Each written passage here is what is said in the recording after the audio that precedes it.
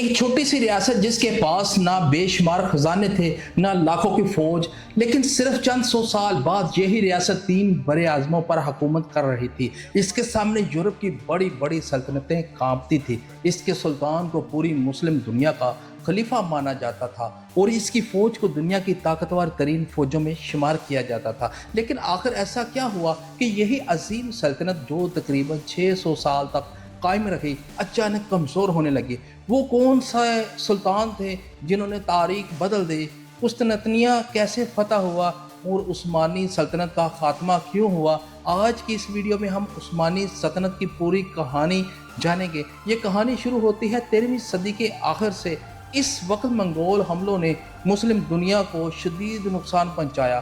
سلجوقی سلطنت بھی کمزور ہو چکی تھی۔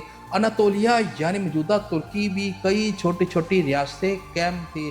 انہی ریاستوں میں ایک چھوٹی سی ریاست تھی جس کے سربراہ عثمان غازی تھے۔ اس وقت شاید ہی کسی نے سوچا ہوگا یہ چھوٹی ریاست ایک دن دنیا کی سب سے طاقتور سلطنت بن جائے گی۔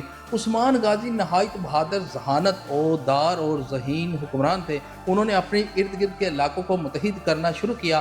ان کی فوج کی تعداد بہت کم تھی لیکن نظم و ضبط اور ایمان میں بہت مضبوط تھی۔ وہ ہر جنگ پہلے سے ہی مکمل منصوبہ بندی کرتے تھے، اپنی رعایا کے ساتھ انصاف سے پیش آتے تھے۔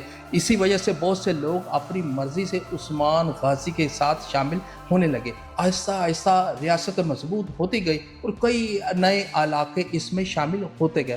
سن 1299 کو عثمانی سلطنت کے قیام کا آغاز مانا جاتا ہے، اس لیے اس سلطنت کا نام بھی اپنے بانی عثمان غازی کے نام پر رکھا گیا۔ عثمان غازی کے انتقال کے بعد ان کے بیٹے اور خان غازی سلطان بنے۔ انہوں نے سلطنت کو مضبوط منظم کیا، پہلی باقاعدہ عثمانی فوج قائم کی، نئے شہر فتح کیے اور ایک مضبوط انتظامی نظام بنایا، تجارت کو فروغ دیا اور ریاست کی معیشت بہتر ہونے لگی۔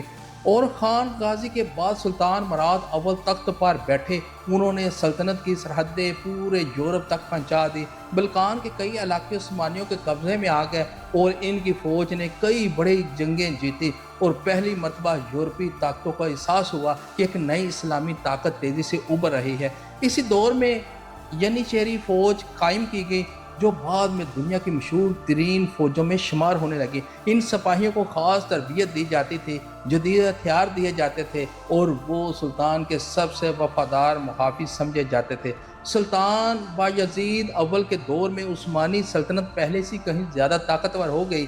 انہوں نے یورپ میں کئی فتوحات حاصل کی، لیکن پھر ایک ایسا واقعہ پیش آیا جس نے سلطنت کو شدید نقصان پہنچایا۔ سن 1402 میں مشہور فاتح تیمور اور سلطان بایزید کے درمیان انقرہ کی جنگ ہوئی۔ یہ جنگ عثمانیوں کے لیے بہت مشکل ثابت ہوئی۔ سلطان بایزید شکست کھا گیا اور قیدی بنا لیا گیا۔ اس شکست کے بعد عثمانی سلطنت میں کچھ عرصے کے لیے خانہ جنگی شروع ہو گئی۔ بہت سے لوگوں کو لگا کہ اب عثمانی سلطنت ہمیشہ کے لیے ختم ہو جائے گی، لیکن ایسا نہیں ہوا۔ چند سال بعد سلطان محمد اول دوبارہ سلطنت کو متحد کیا۔ انہوں نے بکھرے ہوئے علاقوں کو ایک بار پھر اکٹھا کیا، فوج کو مضبوط اور سلطنت کو نئی زندگی دی۔ ان کے بعد سلطان مراد دوم نے یورپ کے خلاف کئی کامیاب جنگیں لڑی۔ انہوں نے دشمن کو مسلسل شکست دی اور سلطنت کو پہلے سے زیادہ طاقتور بنایا۔ لیکن ابھی عثمانیوں کو سب سے بڑا خواب پورا ہونا تھا۔ وہ خواب تھا قسطنطنیہ کی فتح۔ یہ شہر 1000 سال بھی زیادہ عرصے سے بازنطینی سلطنت کا دارالحکومت تھا۔ اس کی مضبوط دیواروں کی وجہ سے اسے ناقابل فتح سمجھا جاتا تھا۔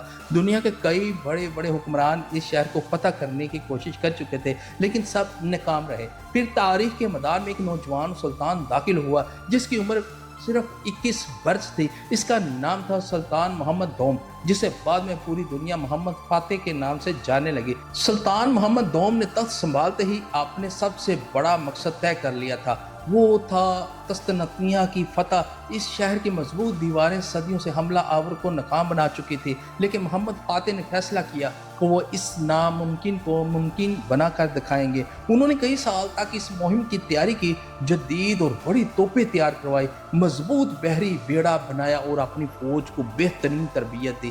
سن 1453 میں عثمانی فوج نے قسطنطنیہ کا محاصرہ کر لیا۔ یہ محاصرہ کئی ہفتوں تک جاری رہا۔